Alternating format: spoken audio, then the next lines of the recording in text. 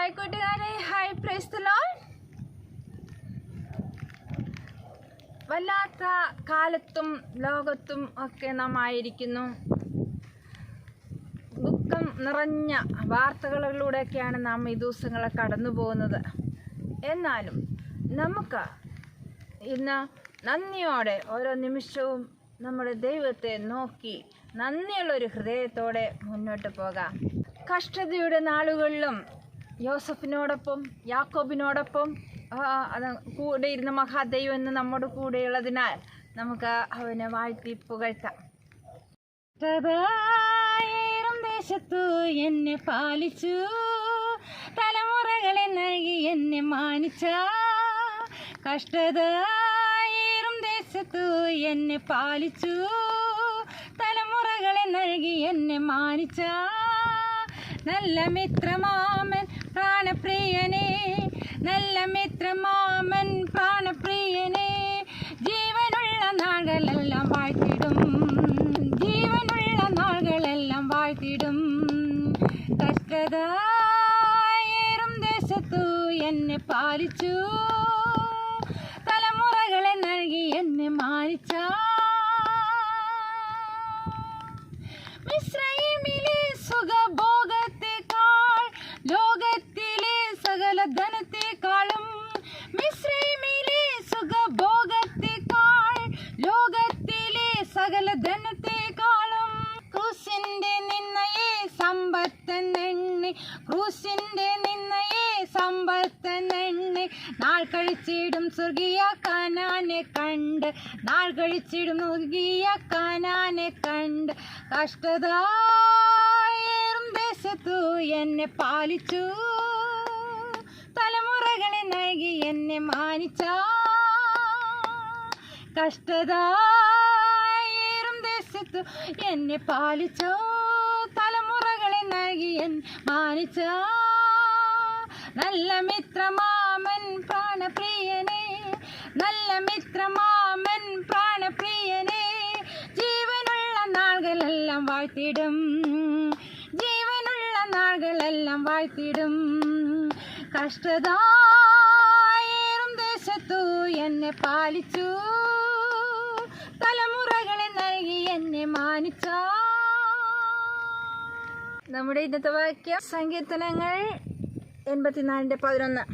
യഹോവയായ ദൈവം സൂര്യനും പരിചയമാകുന്നു, യഹോവ കൃപയും മഹത്വവും നൽകുന്നു, നേരോടെ നടക്കുന്നവർക്ക് അവൻ ഒരു നന്മയും മുടക്കുകയില്ല. സങ്കീർത്തനങ്ങൾ 84:11. യാക്കോബ് മിസ്രയീം ദേശത്ത് വന്നിട്ട് 17 വർഷം ജീവിച്ചിരുന്നു. യാക്കോബിൻ്റെ ആയുഷ്കാലം ആകെ 147 സംവത്സരമായിരുന്നു. ഇസ്രായേൽ മരിപ്പാനുള്ള കാലം അടുത്തപ്പോൾ യോസഫിനെ വിളിപ്പിച്ചിട്ട് പറഞ്ഞു, നിനക്ക് എന്നോട് കൃപയുണ്ടെങ്കിൽ നിൻ്റെ കൈ എൻ്റെ തുടയും കീഴ് വയ്ക്കുക. അതൊരു ഉടമ്പടി, ഒരു സത്യത്തെ കാണിക്കുന്നതായിരുന്നു. എന്നിട്ട് പറഞ്ഞു, എന്നോട് ദയയും വിശ്വസ്തയും കാണിച്ച് എന്നെ മിസ്രയീമിൽ അടക്കാതെ ഞാൻ എൻ്റെ പിതാക്കന്മാരെ പോലെ നിദ്ര കൊള്ളുമ്പോൾ എന്നെ മിസ്രയീമിൽ നിന്ന് എടുത്തു കൊണ്ടുപോയി അവരുടെ ശ്മശാന ഭൂമിയിൽ അടയ്ക്കണം എന്ന് പറഞ്ഞു. അപ്പൻ്റെ കൽപ്പന പ്രകാരം ഞാനത് ചെയ്യാം അപ്പാ എന്ന് യോസഫ് പറഞ്ഞു. എന്നോട് സത്യം ചെയ്യുക എന്ന് യാക്കോബ് പറഞ്ഞപ്പോൾ യോസഫ് സത്യവും ചെയ്തു. നാളുകൾ കടന്നുപോയി. ഒരു ദിവസം നിന്റെ അപ്പൻ ദീനമായി കിടക്കുന്നു എന്ന് വർത്തമാനം യോസഫിൻ്റെ ചെവിയിലെത്തിച്ചേർന്നു. അപ്പോൾ യോസഫ്, ഞാനിതാ വരുന്നു അപ്പാ എന്ന് പറഞ്ഞ് തൻ്റെ മക്കളായ മനശ്ശെയും എഫ്രൈമിനെയും കൂട്ടിക്കൊണ്ട് യാക്കോബിൻ്റെ അടുക്കൽ ചെന്നു. ഈ സമയം ഇസ്രായേൽ തന്നെത്താൻ ഉറപ്പിച്ച് കട്ടിൽമേലിരുന്നു. യാക്കോബ് യോസഫിനോട് പറഞ്ഞത്, സർവശക്തിയുള്ള ദൈവം കനാൻ ദേശത്തിലെ ലൂസിൽ വെച്ച് അനുഗ്രഹിച്ചു.